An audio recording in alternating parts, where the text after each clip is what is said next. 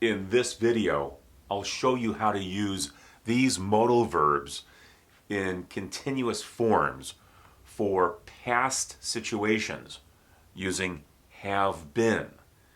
Another way to think about this is you have a modal verb such as should, could, would, might, and then here's the perfect continuous form of the verb phrase, have been, and then here's the main verb. This would be some form of action. This is in the present perfect continuous tense. Here's the verb have been, and then the main verb. I have been doing. He, then it would change to has been doing. But if you put should here, should have been doing, this is no longer the present perfect continuous tense right here. Now you have a modal verb and then the perfect continuous tense, which is here. But with a modal verb like should or could or might, the situations that you're talking about are all in the past. And this does not change. You always use have been after the modal verb for a past situation that involves activity. When using have been instead of be, you're talking about the past. I could have been, and then here's the main verb with an ing ending. I could have been doing, I could have been doing something else yesterday.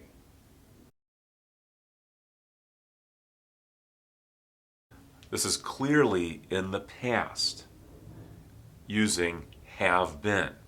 You always use have been, and then the main verb has an ing ending. Here we have the modal verb could, might, may, would, should, must, and then have been, which is a form of be, and the main verb has an ing ending. Could have been doing, might have been feeling, may have been feeling. Might and may are usually used in the same ways. It's easier to use might.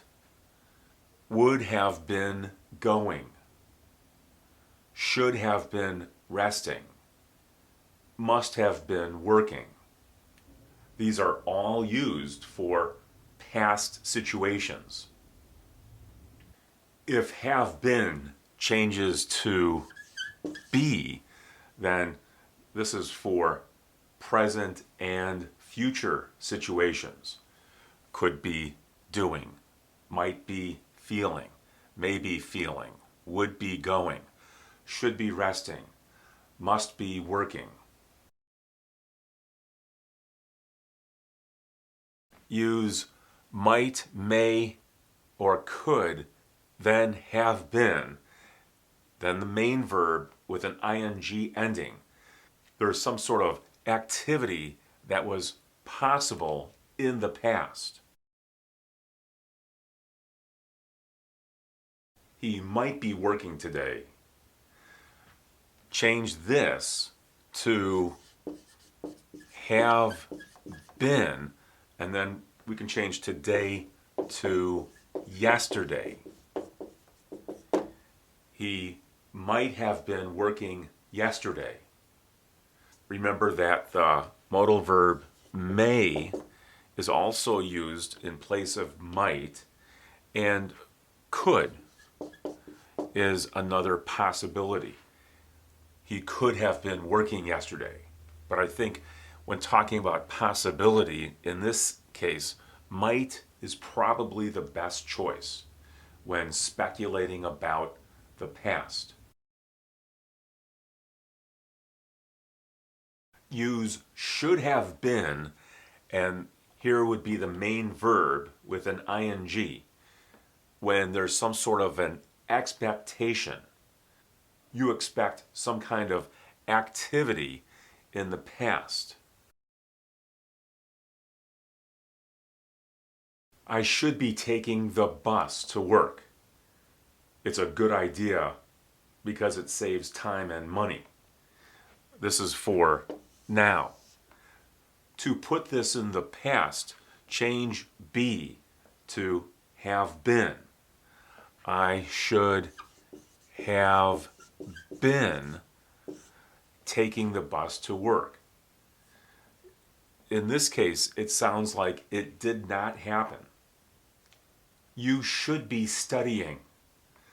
This is the present responsibility for a student. To make this past, change be to have been.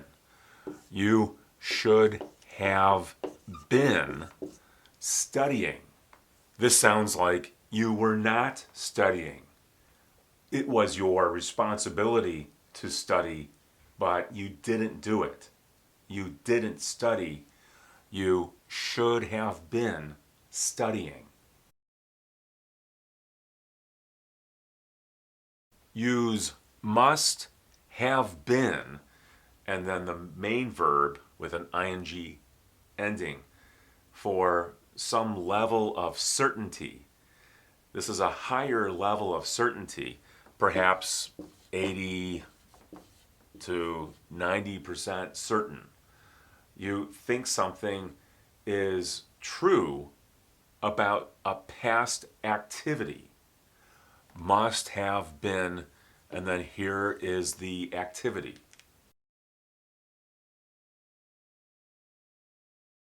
She must be feeling sick. This is for a present situation. Must be feeling. There's a certain level of certainty to this sentence. In this case, the possibility of the person feeling sick is very high. Change be to have been. She went home early. She's not here now. And the reason is this. She must have been feeling sick. You can use a modal verb, then have been, and then here's the main verb when there's some sort of action. You can't use this with stative verbs.